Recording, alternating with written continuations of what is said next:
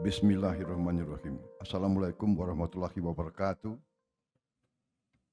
Salam sejahtera untuk kita semua. Shalom, Om Swastiastu, Namo Buddhaya, salam kebajikan. Yang saya hormati, Saudara Wakil Presiden, para pimpinan lembaga negara yang hadir, Ketua MPR, Ketua DPR, Ketua DPD, Ketua BPK, Ketua MK, Ketua MA, Ketua Komisi Yudisial, para Menteri Koordinator, para Menteri Kabinet Merah Putih, Kepala Badan, Ketua Dewan Ekonomi Nasional, Jaksa Agung, Panglima TNI, Kapolri, Kepala BIN, Ketua KPK, Ketua KPU, Ketua Bawaslu, para gubernur yang saya hormati, dan para hadirin undangan yang berbahagia.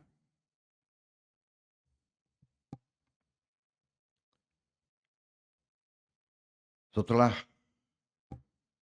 hampir 2 bulan Kabinet Merah Putih menjabat, hari ini kita memasuki tahap yang penting dalam pemerintahan kita, yaitu acara penyerahan daftar isian pelaksanaan anggaran DIPA dan daftar alokasi transfer ke daerah tahun anggaran 2025.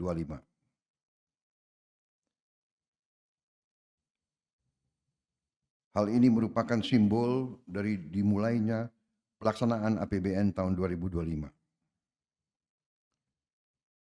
Bersamaan dengan itu, kita juga hadir dalam peluncuran katalog elektronik versi 6.0.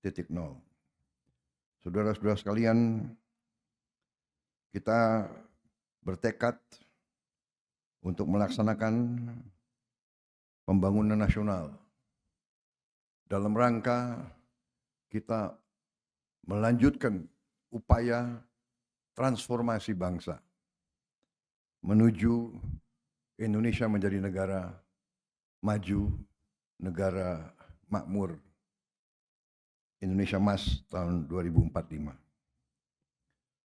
Saudara-saudara sekalian, berkali-kali saya ingatkan dan kita semua sadari bahwa kondisi geopolitik dan geoekonomi dunia berada dalam keadaan yang penuh ketidakpastian, diwarnai oleh ketegangan, peperangan,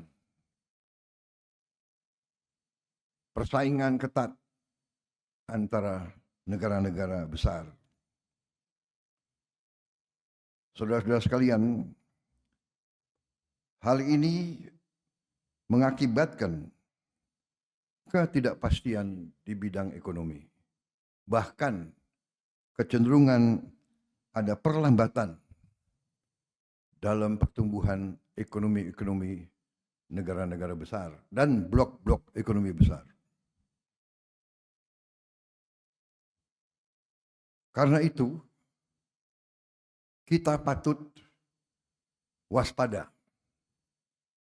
Tapi patut juga kita bersyukur bahwa kondisi bangsa dan negara kita hari ini berada dalam keadaan yang damai.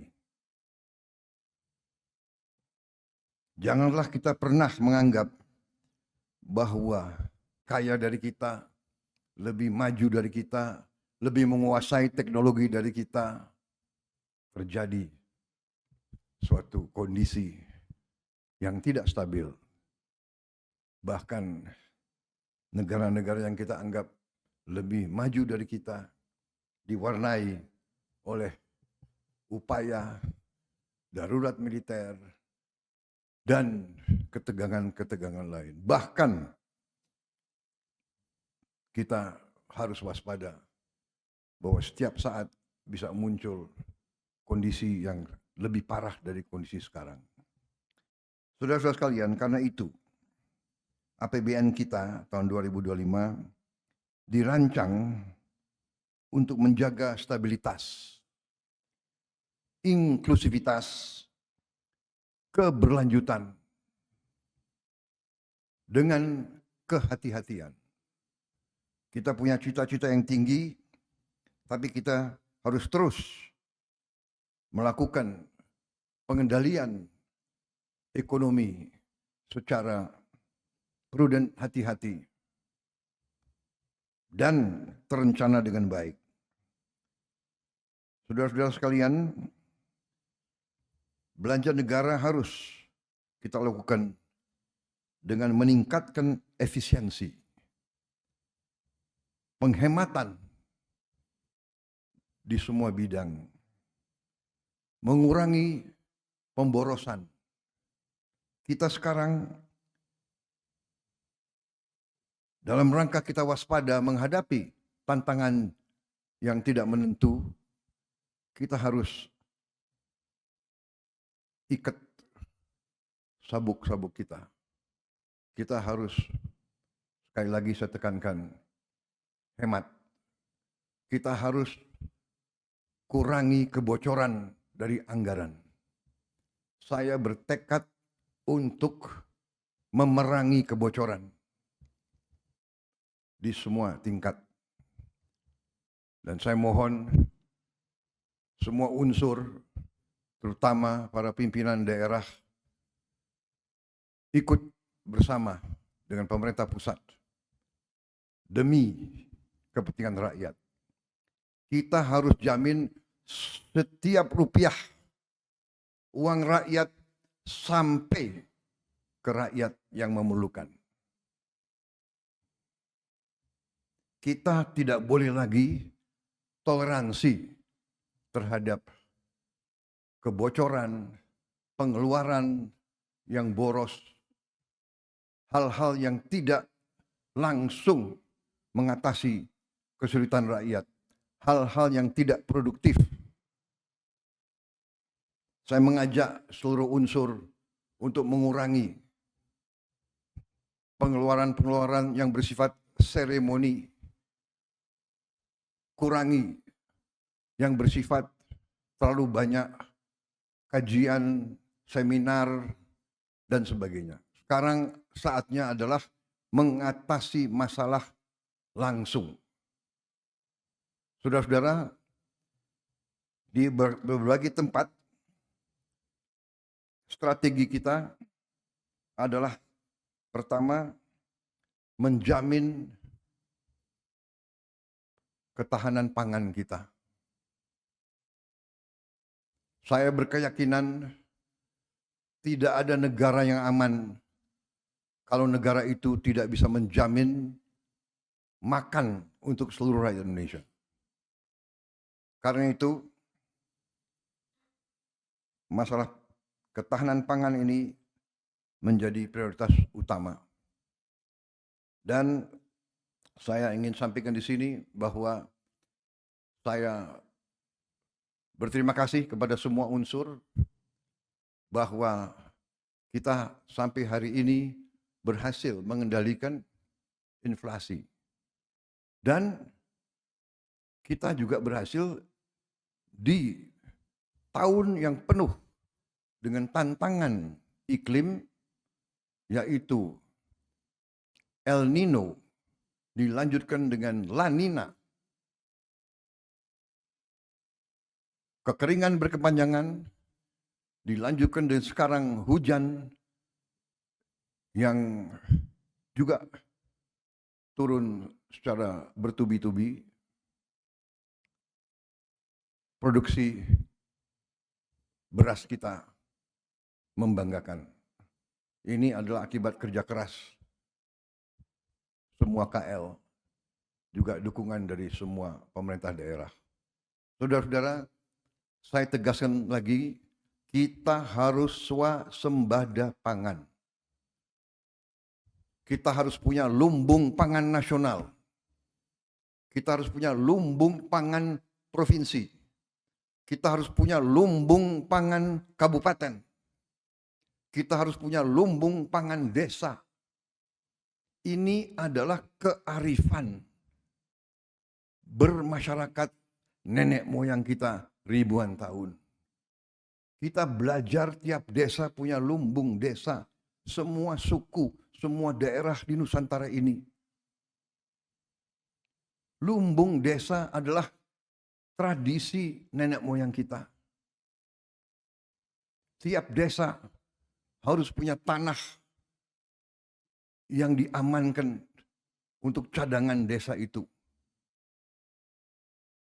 Setiap lereng, setiap bukit, setiap lahan di desa harus kita manfaatkan secara baik.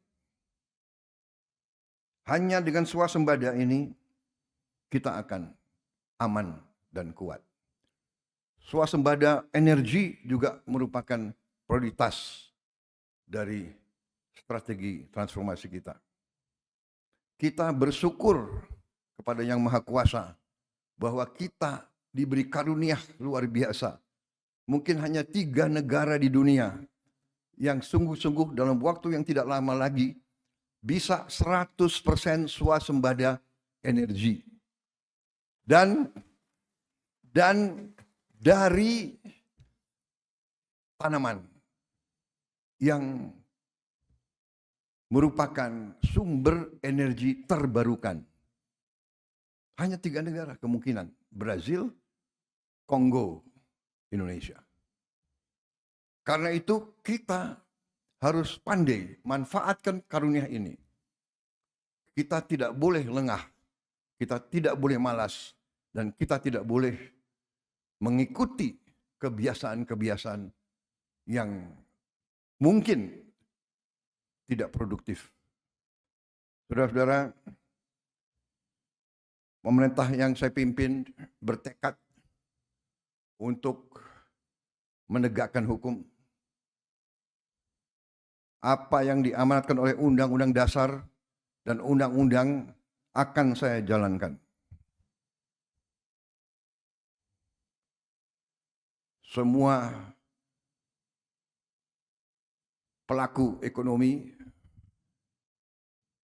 harus sekarang mematuhi semua ketentuan.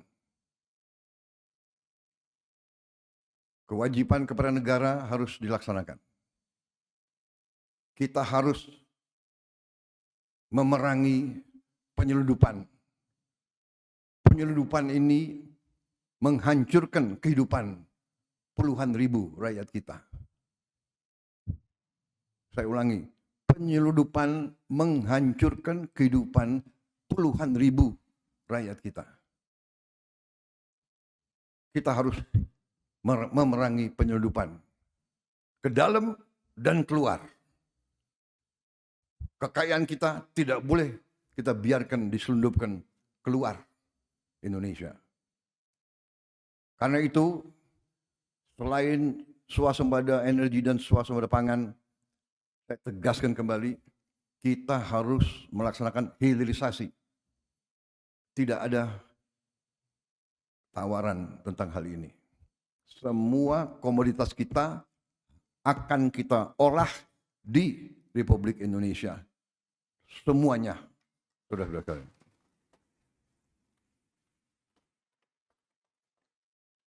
Saudara-saudara sekalian, pendidikan dan kesehatan kita tempatkan sebagai prioritas juga. Tadi itu strategi yang akan kita tegakkan dan kita mampu tegakkan. Tetapi kalau saudara perhatikan, alokasi yang terbesar dalam APBN kita adalah pendidikan. Kalau tidak salah, ini adalah alokasi terbesar dalam sejarah kita. Saudara-saudara sekalian, banyak negara alokasi pertamanya, alokasi terbesar dalam APBN adalah pertahanan. Demikian Amerika Serikat, demikian India, alokasi terbesar adalah pertahanan. Indonesia, alokasi terbesar adalah pendidikan. Demikian kita menempatkan pendidikan sebagai prioritas dan kita yakin melalui pendidikan dan pelayanan kesehatan inilah jalan keluar sesungguhnya dari kemiskinan. Perlindungan sosial, bantuan sosial, subsidi menurut pandangan saya adalah langkah-langkah antara. Langkah-langkah menuju kebangkitan ekonomi kita melalui hilirisasi. Tapi di ujungnya pendidikan dan kesehatan yang akan membawa rakyat kita keluar dari kemiskinan. Makan bergizi juga hal yang strategis. Kita selamatkan anak-anak kita, tapi dengan itu kita akan memberdayakan ekonomi pedesaan, ekonomi kecamatan, ekonomi kabupaten, ekonomi provinsi. Puluhan triliun akan beredar di daerah-daerah. Sebagai contoh yang sederhana, dengan dana desa kita gulirkan 1 miliar rupiah per desa per tahun. Dengan makan bergizi per desa per tahun melalui uang makan untuk tiap anak-anak itu beredarnya adalah kurang lebih 8 miliar rupiah per desa per tahun. 800% meningkat peredaran uang di daerah-daerah. Kita akan balikan yang uang tersedot ke pusat, ke Jakarta, kita balik uang sekarang akan turun ke desa-desa, ke daerah-daerah. Saudara-saudara sekalian, ternyata fokus kita kepada memerangi kemiskinan dan kelaparan itu menjadi agenda dunia. Jadi waktu saya hadir di G20, itu tema dunia. Memerangi kemiskinan dan kelaparan. Karena itu, subsidi dan perlindungan sosial akan kita perbaiki agar lebih tepat sasaran dan berkeadilan. Pemerintah sekarang sedang merumuskan langkah-langkah supaya semua subsidi nanti bisa dirasakan, yang dinikmati adalah golongan rakyat kita yang paling lemah. Saudara-saudara sekalian, dalam rangka kita meningkatkan efisiensi, tentunya ada prioritas sehingga tidak semua pengajuan dari daerah atau dari KL bisa kita penuhi tahun ini. Tetapi saya percaya dengan strategi kita di saat-saat mendatang akan terdapat kemampuan kita untuk menjalankan semua prioritas yang saudara sudah rencanakan. Saudara sekalian, dalam rangka kita tingkatkan pemerintahan yang bersih, salah satu terobosan adalah melalui digitalisasi. Karena itu, saya ucapkan terima kasih dengan keberhasilan daripada kelompok-kelompok kerja yang selama ini bekerja di bawah koordinasi Ketua Dewan Ekonomi Nasional yang hari ini menyelenggarakan peluncuran katalog elektronik versi 6.0. Ini adalah upaya untuk meningkatkan transparansi, efisiensi, kecepatan. Seluruh transaksi semua kementerian, lembaga, dan pemerintah daerah wajib memanfaatkan katalog elektronik versi 6 ini mulai tanggal 1 Januari 2025. Katalog ini versi 6 diharapkan dapat mengurangi 20-30% biaya pengadaan. Menurunkan biaya administrasi sampai dengan 40% sampai 50%. Saudara-saudara sekalian, dalam penilaian terhadap ekonomi kita, ada suatu tolok ukur yang disebut ICOR, ICOR, Incremental Capital Output Ratio. ICOR kita dinilai angkanya 6. ICOR beberapa tetangga kita, ICOR-nya 4 atau 5. Artinya kita dinilai lebih tidak efisien dari beberapa ekonomi tetangga kita. Bahkan tidak efisiennya itu dinilai 30%. Diharapkan dengan penggunaan e-katalog ini, efisiensi ini dapat kita kurangi. Karena itu, saya ucapkan terima kasih sekali lagi kepada semua unsur. Marilah kita wujudkan pemerintah yang bersih melalui semua upaya. Antara lain dengan pengelolaan manajemen yang baik, leadership yang baik dari semua unsur, dan penggunaan teknologi. Tentunya di ujungnya kita harus berani tegakkan hukum.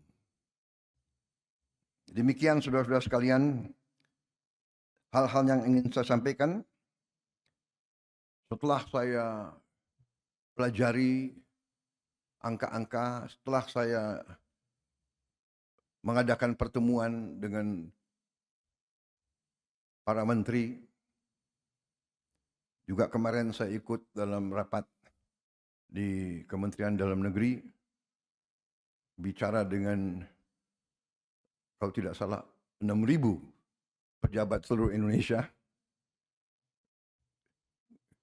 Ternyata kita dapat ambil kesimpulan sebetulnya Indonesia ini ekonomi kita kuat. Tapi bisa lebih kuat lagi.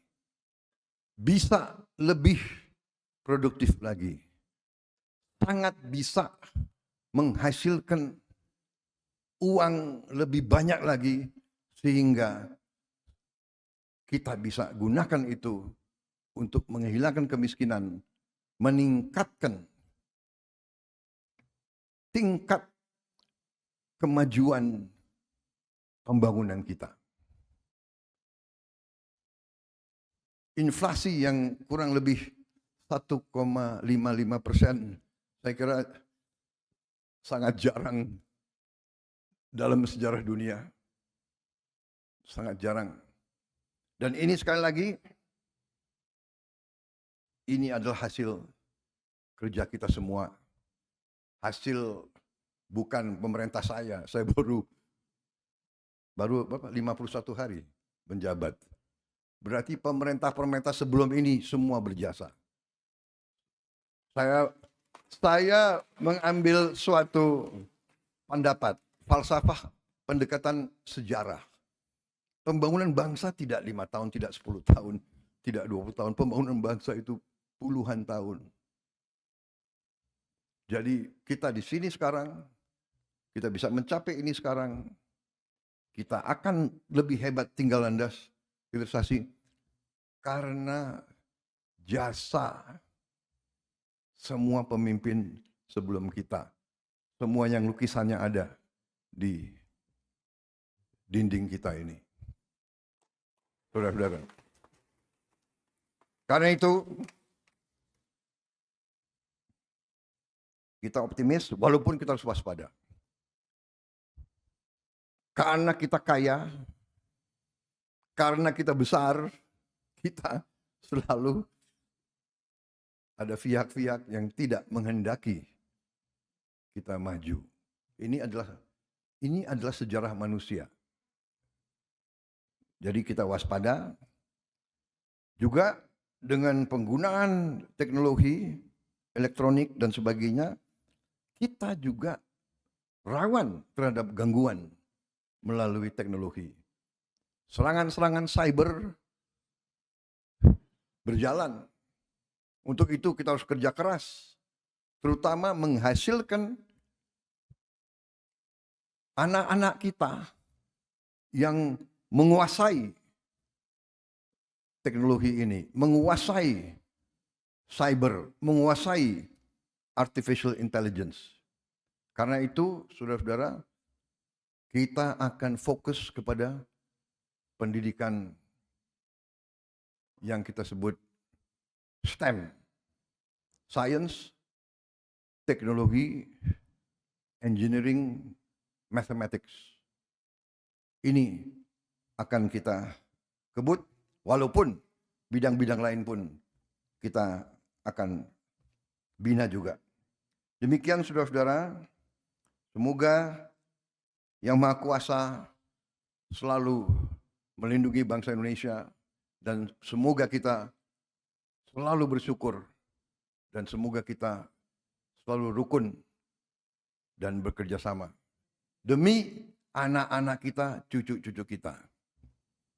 Dengan mengucap Bismillahirrahmanirrahim, pada hari ini saya serahkan daftar isian pelaksanaan anggaran DIPA dan daftar alokasi transfer ke daerah TKD tahun anggaran 2025 serta peluncuran katalog elektronik versi ke-6.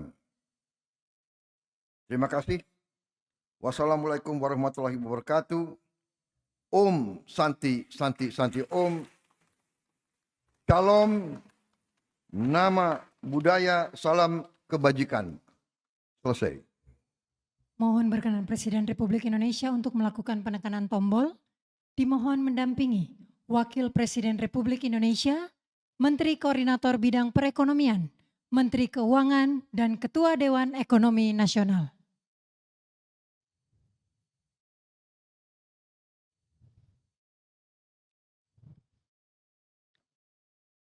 Mohon izin kami hitung mundur. 3, 2, 1.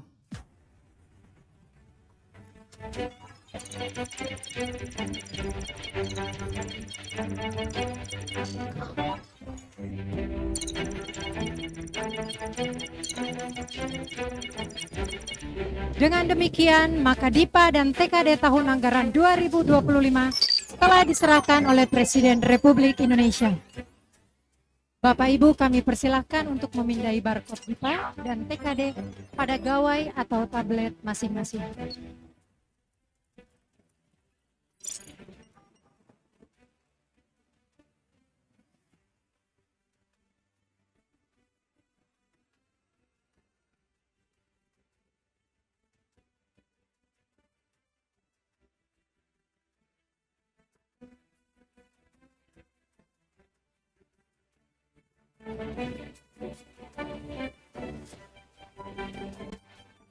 Demikianlah acara penyerahan secara digital DIPA dan TKD tahun anggaran 2025 serta peluncuran katalog elektronik versi 6 pada siang hari ini selesai. Selanjutnya Presiden Republik Indonesia